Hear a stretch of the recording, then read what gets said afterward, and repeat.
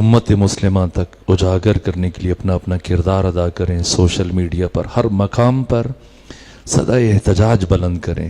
یہ ہماری ذمہ داری ہے۔ دیکھیے قاضی شریح جیسے نابکار افراد، وہ شخص کہ جس نے قتل امام حسین کا فتویٰ دیا، آپ کے اسکولوں میں، آپ کے مدارس میں آپ کے بچوں کو اس طرح کے متنازع ترین افراد کو ہیرو بنا کے پیش کیا جا رہا ہے کہ بے نظیر اور بے مثال قاضی کے عنوان سے قاضی شریح کی شخصیت کو پڑھایا جا رہا ہے، اور اس کے نام کے ساتھ کہ جو قتل حسین میں شریک ہے رحمت اللہ علیہ کے الفاظ درج کیے جا رہے ہیں جو کسی طور پر ہمیں قابل قبول نہیں ہے۔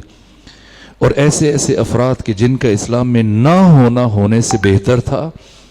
ان افراد کو ہیرو بنا کر پیش کر دیا گیا، مختلف جنگوں میں، مختلف مارکوں میں، مختلف مراحل پر، اور وہ شخصیت کے اسلام اپنے وجود میں اور اپنی بقا میں جس شخصیت کی محنتوں کا رہین منت ہے، یعنی اسلام کی دوسری عظیم الشان شخصیت علی ابن ابی طالب، آپ کو اس طرح سے فراموش کیا گیا اور نصاب سے یوں نکالا گیا کہ جس طرح آپ کا کوئی اسلام سے تعلق ہی نہیں ہے، نہ بدر میں آپ کا ذکر ہے، نہ احد میں، نہ خندق میں، نہ خیبر میں، نہ غزوہ ذات السلاسل میں، نہ غزوہ بنو قریظہ میں، نہ غزوہ بنو نذیر میں، نہ حنین میں، نہ کسی دوسری جنگ میں سوائے جنگ خیبر کی۔ اور جنگ خیبر میں امیر المومنین کا ذکر فاتح کی حیثیت سے نہیں کیا گیا، فاتح کسی اور کو قرار دیا گیا، اور امیر المومنین کا نام تبرکن جیسے ایصال ثواب کے لیے کوئی شریک ہو جائے۔ میں چاہتا ہوں کہ اس اہم ترین مسئلے کو آپ جوان جو سوشل میڈیا سے وابستہ ہے وہ قدم قدم پر کوشش کریں، متوجہ کریں، سب کو سراپا احتجاج بن جائیں، لوگوں کو اپنے ساتھ اس احتجاج میں شامل کریں، یہ ہماری ذمہ داری ہے۔ وجود مبارک علی ابن ابی طالب بالخصوص اہل بیت میں سے کائنات کی مظلوم ترین شخصیت ہیں، اور یہ ملک جو اسلام کے نام پہ بنا ہے، آپ دیکھیے ہر ایک کا ذکر کیا جا رہا ہے سوائے علی ابن ابی طالب علیہ السلام کی۔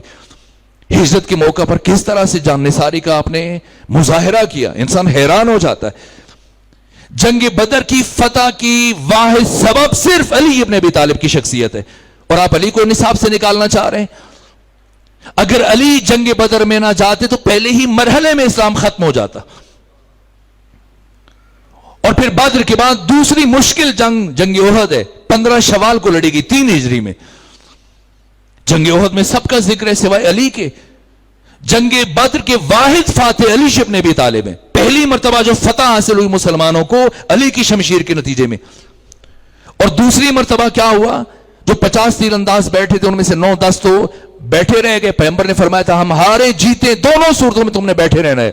اس گھاٹی سے نہیں اترنا ہے۔ لیکن انہوں نے جب دیکھا کافر بھاگ کھڑے ہوئے تو وہ بھی مال غنیمت سمیٹنے کے لیے نیچے آ گئے۔ جنگ خندق اور جنگ احزاب کے تنہا فاتح جس میں کوئی شریک نہیں ہے، صرف علی ہے، اور جنگ خندق میں علی کا نام نہیں ہے، باقی سب کا نام موجود ہے۔ یہ کون سی اسلامیات پڑھائی جا رہی ہے ہمارے اسکولوں میں؟ امام جلال الدین سیوطی نے تحریر کیا کہ اگر تمام صحابہ کرام کے علم کو جمع کیا جائے تو سارے صحابہ کرام کا علم علی کے علم اور معرفت کے مقابلے میں اس کی حیثیت وہی ہے جو ایک قطرے کی حیثیت سمندر کے مقابلے میں ہوتی ہے۔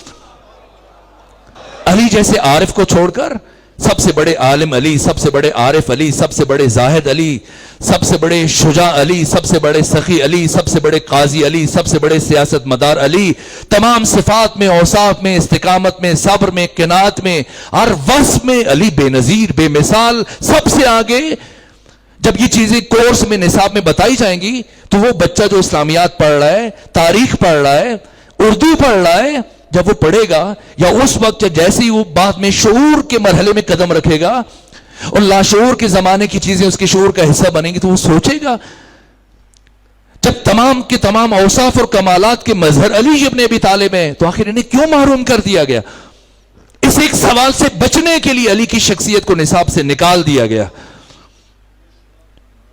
چونکہ سوال کا کوئی جواب نہیں بنتا۔